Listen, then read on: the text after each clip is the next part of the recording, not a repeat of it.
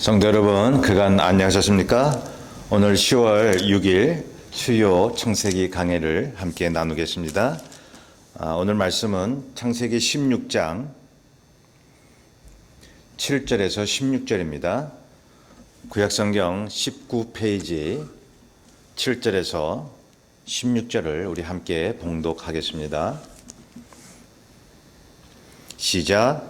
여호와의 사자가 광야의 샘물 곁 곧 술길 샘 곁에서 그를 만나 이르되 사레의 종 하갈아 내가 어디서 왔으며 어디로 가느냐.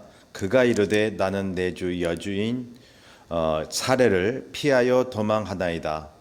여호와의 사자가 그에게 이르되 내 여주인에게로 돌아가서 그 수하에 복종하라. 여호와의 사자가 또 그에게 이르되 내가 내 씨를 크게 번성하여 그 수가 많아 셀 수 없게 하리라. 여호와의 사자가 또 그에게 이르되 내가 임신하였은즉 아들을 낳으리니 그 이름을 이스마엘이라 하라. 이는 여호와께서 내 고통을 들으셨음이니라. 그가 사람 중에 들나귀 같이 되리니 그의 손이 모든 사람을 치겠고 모든 사람의 손이 그를 칠지며 그가 모든 형제와 대항해서 살리라 하니라. 하갈이 자기에게 이르신 여호와의 이름을 나를 살피시는 하나님이라 하였으니 이는 내가 어떻게 여기서 나를 살피시는 하나님을 배웠는고 함이라. 이러므로 그 샘을 부엘라 헤로이라 불렀으며 그것은 가데스와 베렛 사이에 있더라. 하갈이 아브라함의 아들을 낳음에 아브라함이 하갈이 낳은 그 아들을 이름하여 이스마엘이라 하였더라.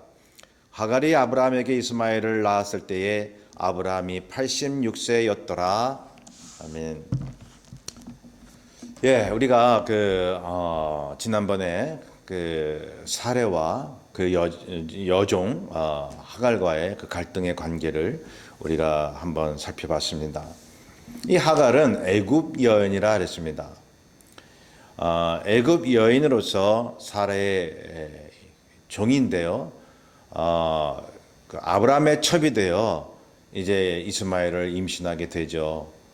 그래서 이 하갈이 말이죠, 여주인 사레를 막 멸시하고 그러지 않았습니까? 그거를 사레가 남편인 아브라함에게 하소연했더니 네 마음대로 해라. 그러니까 이제 사레가 하갈을 또 멸시하고 학대했다고 기록하고 있습니다. 못 견뎌서 이제 도망을 막 이제 치는 그러한 상황에 이제 본문이 시작이 되고 있습니다. 자, 하갈이 사레 앞에서 도망했다고 했습니다. 이걸 보면 갈라디아서, 신약 갈라디아서의 바울이 이렇게 해석해 놓고 있습니다. 아브라함의 두 아들이 있었는데 하나는 우리가 알듯이 이스마엘이죠. 그 다음에 이삭입니다. 이스마엘은 여종의 아들, 즉 육체의 아들이었다는 것입니다. 원래 아브라함에게 약속하셨던 그 언약의 아들이 아닙니다. 그래서 그냥 육체의 아들입니다. 언약에서 제외된 아들이라 해서 육체의 아들로 이야기합니다. 그 뒤에 낳는 아들이 이삭인데요. 이 이삭이야말로 언약의 아들이었습니다. 자유 있는 그러한 여자의 아들이다라고 설명하고 있습니다. 그래서 이스마엘은 육체의 아들로서 율법으로 해석을 합니다. 또 이삭은 언약의 아들로서 그리스도의 은혜로 해석을 하는 것입니다. 그래서 육체가 시내산 율법에서 나왔다고 그러잖아요. 약속은 어디서 나옵니까? 예루살렘의 그러한 자유하는 은혜로부터 나왔다고 해석을 한 것입니다. 그래서 갈라디아서 4장 31절에 그런즉 이 형제들아 우리는 여종의 자녀가 아니요 자유 있는 여자의 자녀니라. 그러니까 적자의 자손들인 거죠. 영적으로 얘기하면 예수 그리스도를 믿는 모든 크리스천들을 이야기하는 것입니다. 십자가 은혜, 하나님이 아브라함에게 하셨던 그 언약의 약속이 이루어진 십자가 은혜 속에서 우리는 하나님의 자녀가 된 것입니다.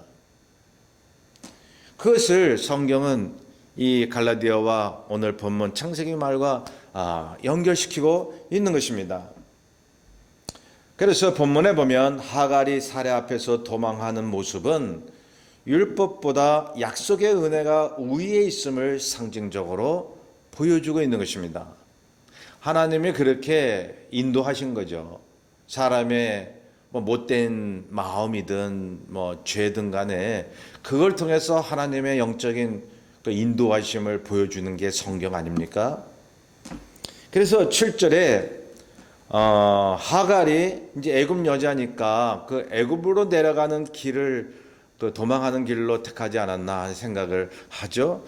그래서 그 한참 내려가다 보면 술이라고 하는 지역이 있죠. 오늘날 정확히 어디냐 학자들마다 의견이 분분합니다만은, 자, 그 여호와의 사자가 술길 샘 곁에서 하갈을 만났다고 거기 7절에 말씀하고 있습니다. 8절 보세요. 자, 하나님의 사자가 이렇게 물어보죠. 여종 하갈아, 내가 어디서 왔으며 어디로 가느냐? 예? 너 어디 가는 길이니? 하는 뜻이죠.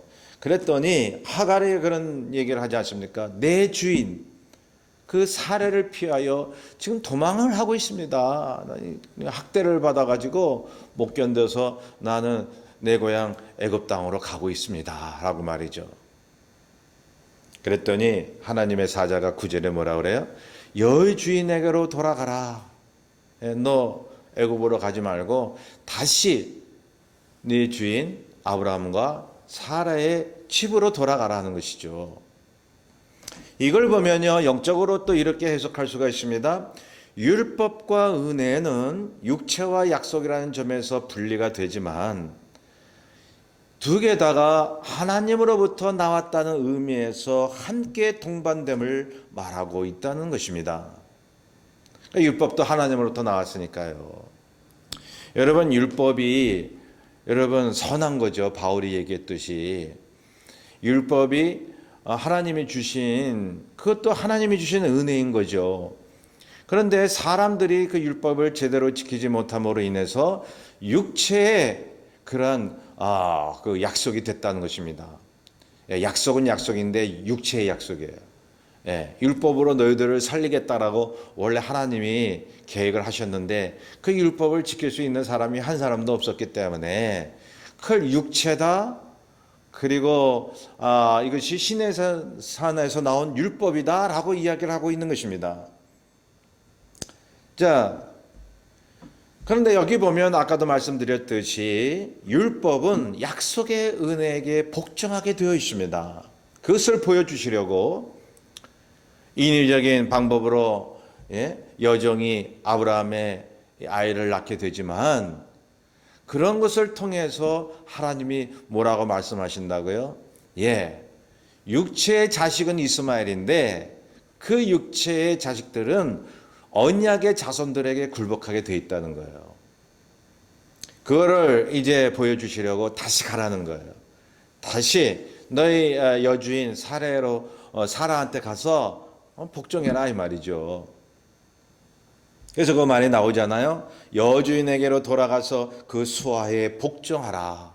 10절에 보면요. 여호와의 사자가 또 그에게 이르되 내가 내 씨를 크게 번성하여 그 수가 많아 셀 수 없게 하리라 라고 말씀합니다.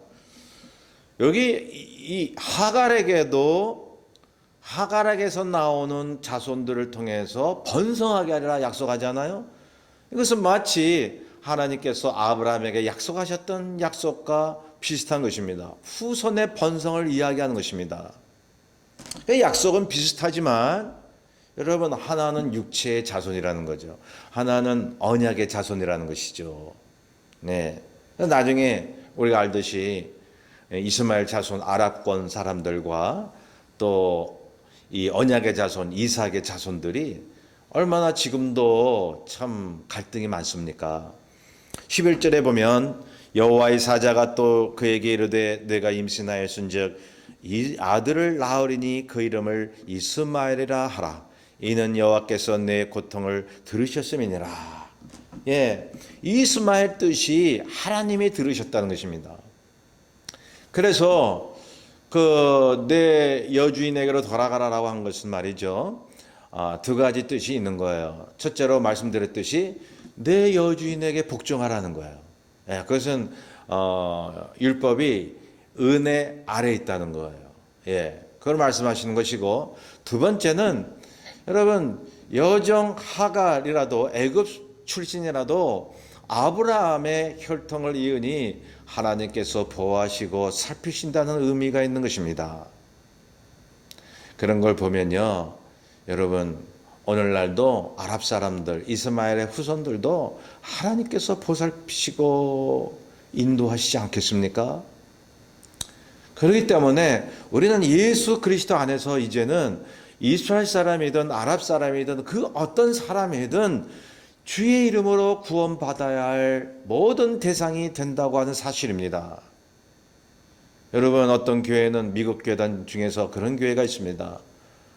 이스라엘은 하나님께서 선택하신 민족이니 아랍을 대항해서 이스라엘을 도와야 된다, 그렇게 운동하고 설교하는 어느 미국 교회 목사님의 설교를 들었는데요, 여러분, 그거는 성경적이지 못합니다. 잘못 설교하는 것입니다. 이제는 예수 그리스도 안에서 모든 사람을 볼 수 있어야 되고 불쌍히 여기고 품어줘야 하는 그러한 믿음을 가져야 됩니다. 아무리 이삭의 혈통이라도요, 예수 그리스도 믿지 않으면 하나님의 선택에서 제외되는 거예요. 예, 그때 혈통적으로 그렇게 보여주신 것이지, 아직까지 예수 안 믿어도 이삭의 혈통이면 다 구원하겠다, 그런 말씀입니까? 아닌 것입니다. 자, 그래서 여기 이제 이스마엘, 하나님이 들으셨다는 거예요. 하갈의 도망치는 그러한 형편을 하나님께서 불쌍히 여기시고 보살피신다는 거죠. 자, 왜냐하면 하갈과 그 아들도 아브라함에게서 나오기 때문입니다. 하나님이 보호하시고 사용하셨습니다. 하갈의 고통을 들으셨습니다. 12절에 보면 그가 사람 중에 이제 여호와의 사자가, 그러니까 하나님께서 사자를 통해서 하갈에게 이야기하죠. 그리고 네 아들이, 네가 이제 아들을 낳으면 이스마엘이라 그렇게 칭하고, 그 아들이, 그 후손이 사람 중에 들나귀 같이 되리니, 들나귀 같이 된다는 말은요, 저주의 말이 아닙니다. 광야 생활을 하면서 여기저기 종횡무진 활동하겠다고 하는 그러한 하나님의 예언인 것입니다. 들나귀 같이 되어서 광야에서 번성한다는 것입니다. 그것이 이제 이스마엘 후손들 아닙니까? 그런데 여기 이제 이스마엘 후손들이 모든 사람을 치겠고, 그 아랍 사람들이 특히 이제 이삭의 후손인 이스라엘 사람들하고 적대적 아닙니까? 그래서 모든 형제와 대항해서 살리라. 이미 아브라함 시대에 그 하나님께서 그렇게 말씀하신 것입니다. 오늘날의 그런 상황을 미리 예언하신 것입니다. 여러분, 다시 말씀드리지만 여기에는 인간의 실수와 잘못과 죄성 때문에 이러한 것이 이루어졌는데, 그걸 통해서 하나님이 언약의 자손의 그러한 약속 성취를 보여주시기 위해서 그러한 인간의 실수를 사용하셨다는 것입니다. 우리는 절대 실수하지 말고 죄를 짓지 말아야 되는데, 어쩌다 우리가 실수하고 죄를 지면요, 그걸 통해서 하나님의 뜻을 알게 하시잖아요. 하나님의 십자가 은혜가 얼마나 크고, 그렇다고 죄를 지을 수 있느냐? 그럴 수 없느니라 바울이 이야기하잖아요. 우리가 죄를 알면 알수록 은혜가 얼마나 큰지를 알 수 있다는 거예요. 그러나 죄를 지을 수는 없다는 거예요. 이게 자가당착에 빠진 얘기인 것 같아도 여러분, 한 묶음의 하나님의 말씀인 것입니다. 그래서 13절에서 14절에 보면 하갈이 하나님의 살펴주심에 너무 감사한 거예요. 이 미천한 여정을 하나님께서 나타나셔서 말씀하시다니. 그래서 그 샘 옆에서 여호와의 사자를 만났죠, 하갈이. 자, 그래서 그 샘 이름을 부엘라 헤로이라라고 했으니 나를 지키는 자의 샘이다라고 이제 하는 뜻입니다. 여러분, 이 부엘라 헤로이는요, 가데스와 베레 사이에 있다고 이제 성경이 말씀하고 있는데요. 간단히 얘기하면요, 오늘날 이 이집트와 이스라엘의 국경이 있죠. 그 타바에서 출발하는 국경이 있습니다. 그 근처에 이 부엘라 헤로이라고 하는 샘이 있다고 우리는 보고 있습니다. 그러니까 이집트까지 다 가서 여호와의 사자를 만나서 다시 북쪽으로 올라간 것이죠. 자, 15절에 보면 아브라함이 하갈의 아들 이름을 이스마엘이라 그렇게 지었다고 했습니다. 아마도 그 여종 하갈의 말을 듣고, 그러니까 여호와의 천사가 나타나서 아들을 낳으면 이제 이스마엘이라고 그렇게 부르라고 그랬어요. 그거를 아마 아브라함이 전달해 듣지 않았느냐 하는 생각을 합니다. 그래서 아브라함이 여종 하갈이 아들을 낳았을 때 이스마엘이다라고 이제 이름을 줬던 것입니다. 이스마엘을 낳았을 때 아브라함의 나이가 어떻다고요? 86세였습니다. 86세. 야, 86세에도 아들을 낳다니 참 지금 생각하면 이건 불가능한 일이죠. 그 당시는 어떨런지 모르지만 참으로 기적이 아닐 수 없습니다. 그런데 아브라함이 이삭을 낳을 때는 100세였습니다. 사라는 90세였습니다. 10살 차이니까. 이스마엘을 낳은 지 14년 후죠. 14년 후에 이삭을 낳게 되는데, 자, 하나님이 아브라함에게 약속하신 아들은 사라에게서 날 이삭이었죠. 원래 언약의 자손. 자, 그래서 이렇게 생각할 수 있습니다. 아브라함과 사라의 인위적인 생각으로 여정을 통해서 이스마엘을 낳았는데, 여러분, 하나님이 이스마엘과 그 후손도 살피시는데, 그렇게 허락하셨는데, 여러분, 하나님께서 아브라함을 통해서 이 사라를 통해서 날 이삭을 보살피시고 인도하시지 않겠느냐. 14년 후에라도 하나님께서 아브라함에게 아들을 주시지 않겠느냐라고 하는 메시지가 오늘 본문에 담겨져 있는 것입니다. 그래서 이렇게 제가 써봤어요.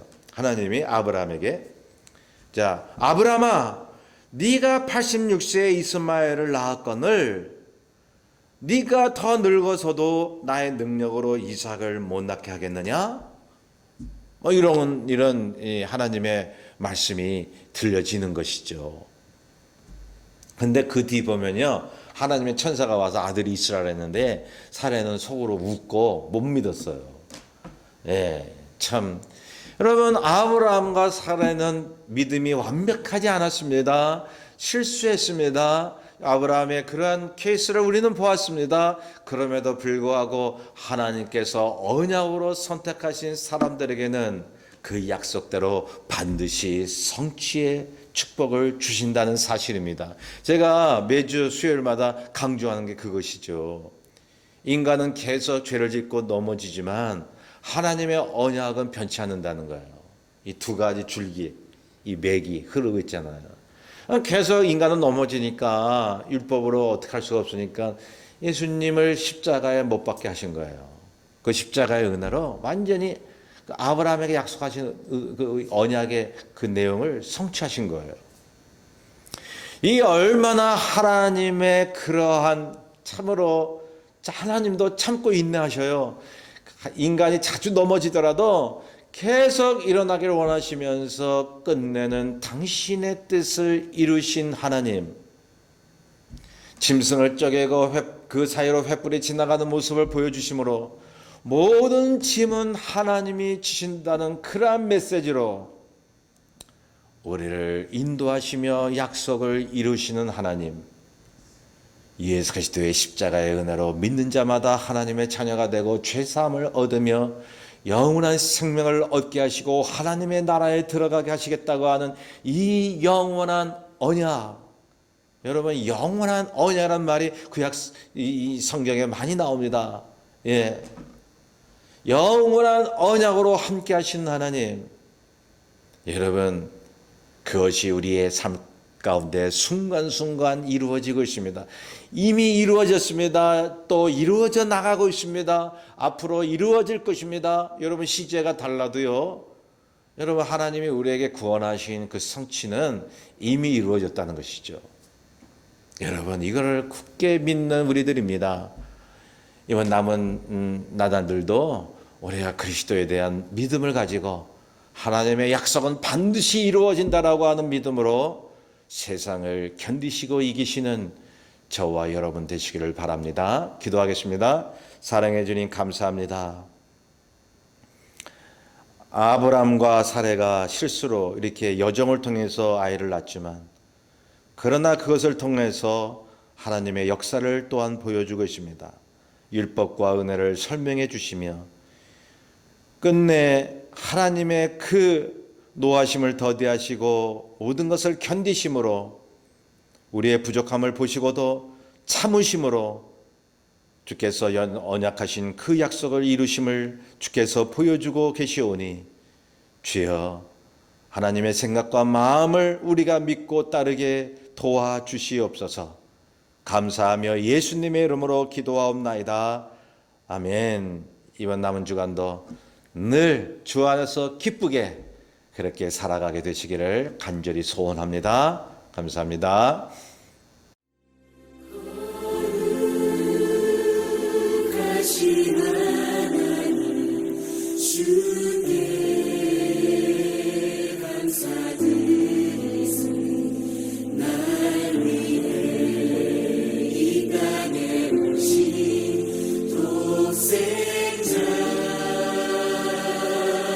예수